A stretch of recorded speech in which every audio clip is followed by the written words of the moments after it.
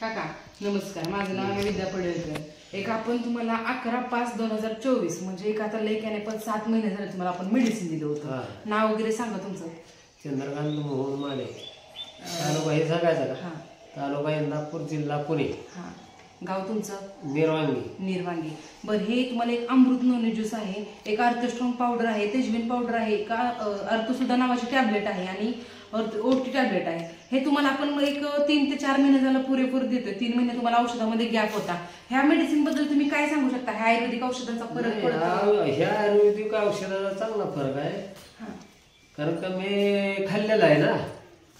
त्याच्यामुळं मला हे फिरून मला वाटलं अजून घ्यावंस म्हणून घेत आहे हे औषध.